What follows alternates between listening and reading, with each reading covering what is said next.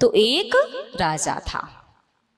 वो राजा भगवान जिनेंद्र देव को मानने वाला, जिनवाणी पर श्रद्धान करने वाला और गुरुओं के प्रति उसकी अटूट आस्था थी। एक दिन वो भगवान की पूजन कर रहा था। पूजन करते समय उसे लगा कि शायद किसी भी प्रकार की अशुद्धि हाथों में हो गई है। उसने अपने हाथों को धोया और ऐसे आप लोग करते ना, चौके में साधु को मन शुद्धि, वचन शुद्धि, काया शुद्धि, आहार जो शुद्ध है, पानी धो करके उन्हीं के पात्र में हाथ धो लिया और उन्हीं के ऊपर शुद्ध है। ध्यान रखना, जो भी श्रावक साधु के पात्र में हाथ धोता है, क्योंकि आपने हाथ धोए, आपके हाथों का वो गंदा गंदा सा पानी, एक तो आप हाथ इतने अच्छे तरीके से धोते, इतना सा पानी लेके ऐसे ऐसे करते, वो काला काला सा निकल रहा होता है। देख करके साधु को लगता है इन्हीं हाथों से आहार लेना है, और अच्छे से धो भी लिए, लेकिन साधु की अंजलि का या हाथ धोने का जल जब उस पात्र में जाता है तो कभी कभी पात्र में से होकर के छींटे ऊपर आ जाते हैं, और आपके गंदगी का पानी, आपके हाथों धोए का पानी भी उसी में था। तो सोचो, वो पानी साधु के ऊपर गया, कहाँ तो आप अपने पाप को धोने गए थे और लगा करके लेकर के आ गए। हमेशा हाथ धोना है तो साइड से धो करके आओ। बिना हाथ टेके आप जमीन पर बैठ नहीं पाते, तो आराम से हाथ टेक करके बैठ जाओ। बहुत से लोग लुढ़क जाते, हाथ नहीं टेकेंगे, क्यों? आप आराम से टेक करके बैठ जाओ।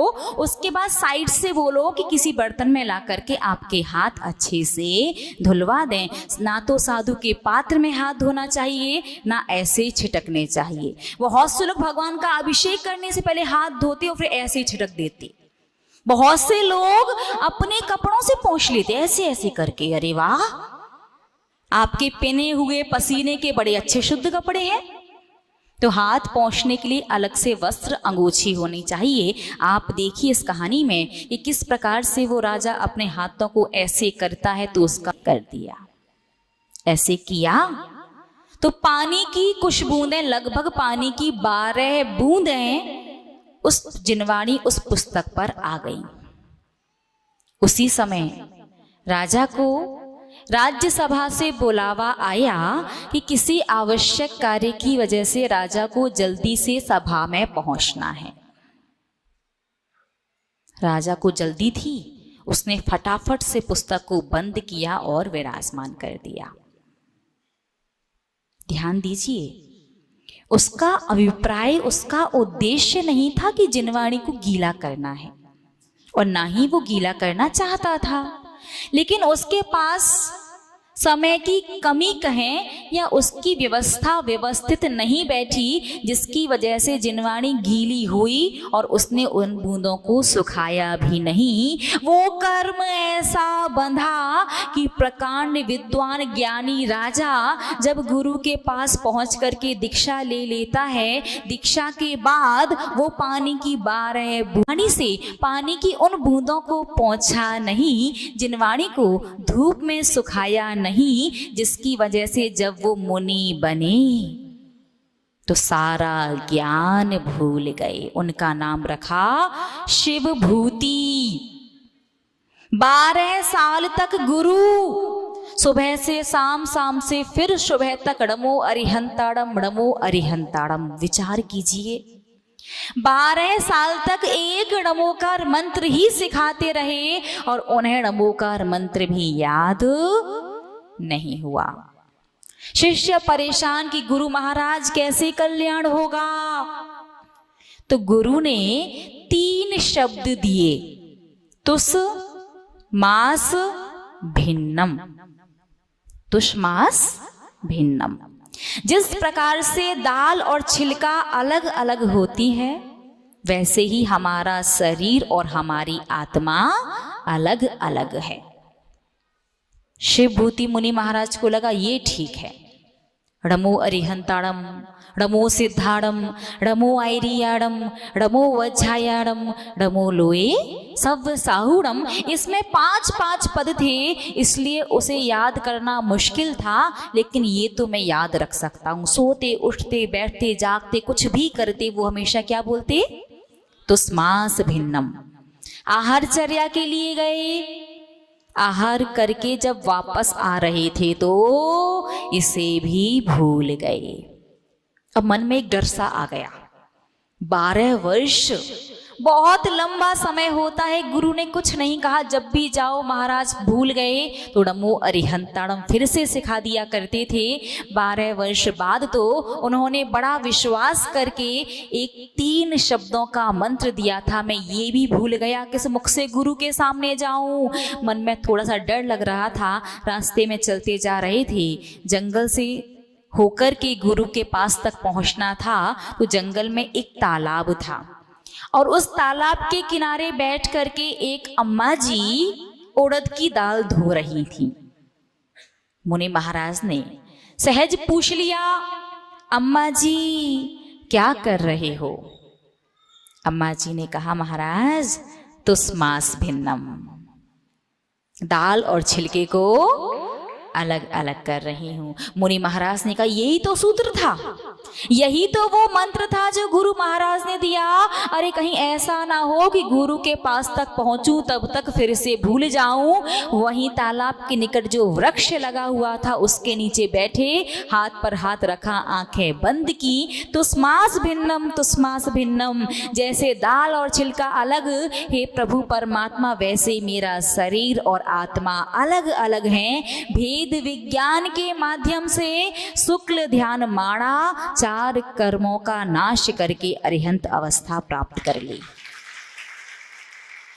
गंध कुटी लग गई, स्वर्गों के देव दर्शन करने के लिए जाने लगे। तो जंगल में जो उनके गुरु महाराज बैठे थे, जब उन्हें देखा कि देव लोग उन्हें छोड़ करके आगे जा रहे, उन्हें थोड़ा सा अजीब लगा।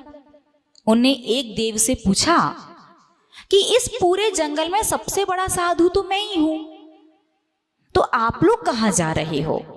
तो देवों ने बताया कि तुम्हारा शिष्य जो शिव भूति था, जिसे 12 वर्ष में अणमोकार मंत्र भी याद नहीं हुआ, उन्होंने भेद विज्ञान के बल पर अरिहंत पद प्राप्त कर लिया है।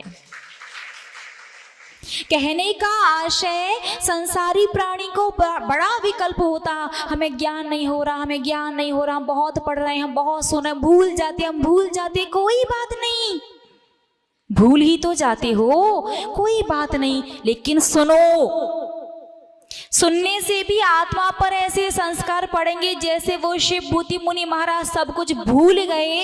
एक तुस्मास भिन्नम से भेद विज्ञान कैसे हुआ?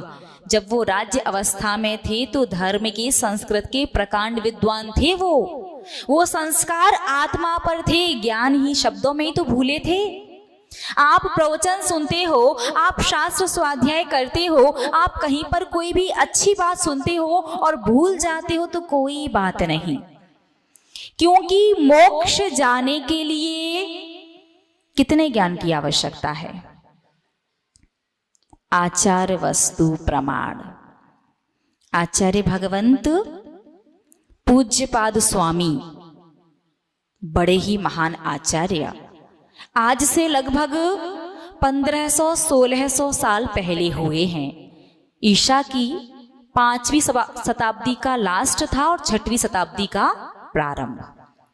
पूज्यपाद मुनि महाराज एक ऐसे महान साधु जिनका गृहस्थ अवस्था का नाम था देवनंदी,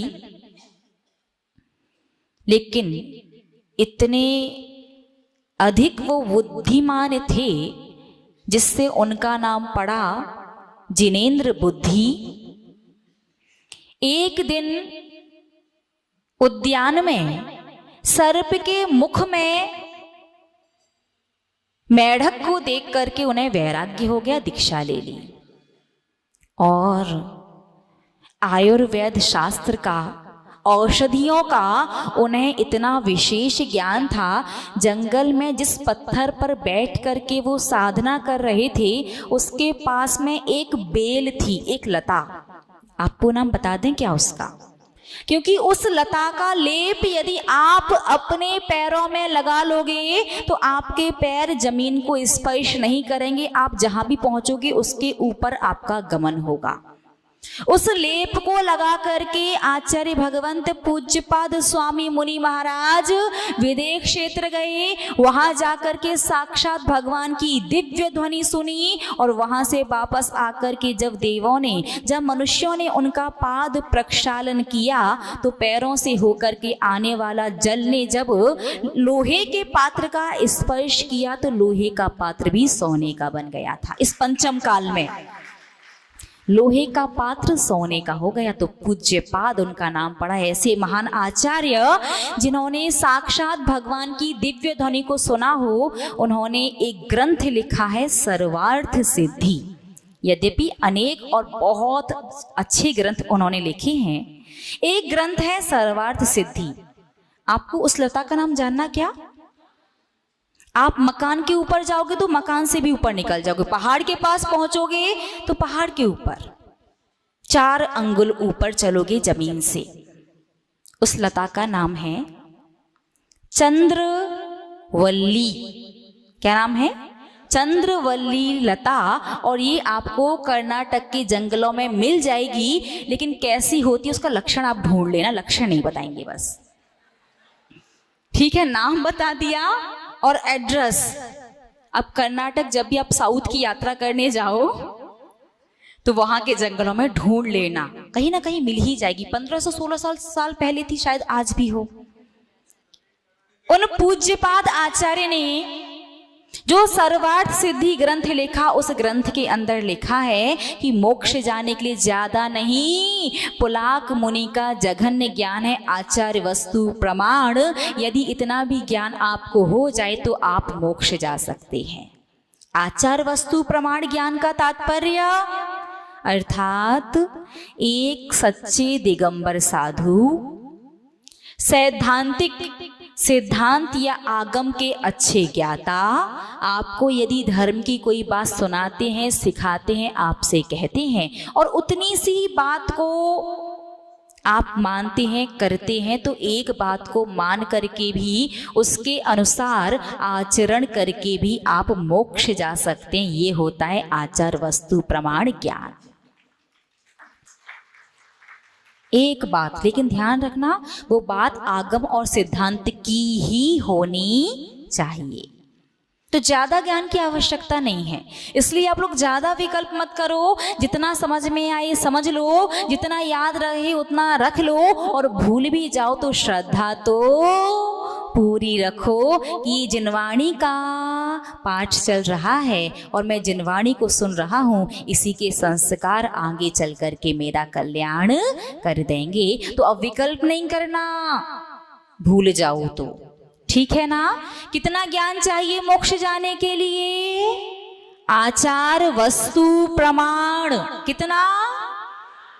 बस इतना तो आपके पास सही, सब समझ गए। 51 नियम लेंगे तो जल्दी तर जाएंगे। समझे कि नहीं समझे?